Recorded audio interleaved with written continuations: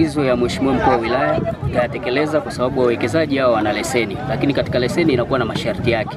Kwa hiyo yale masharti ambayo hawajayatekeleza itabidi tuandikie barua ili waweze kuyatekeleza mara moja, na wakikiuka kufanya hivyo, basi shughuli zao kama Mkuu wa Wilaya alivyozisimamisha zitaendelea kusimama mpaka watekeleze hayo matakwa ya kisheria yanayotakiwa kutekelezwa katika leseni zao. Katika kijiji hichi kuna wamiliki wawili wa leseni, kuna Franki Munyagizi Emmanuel pamoja na Mining Company Limited.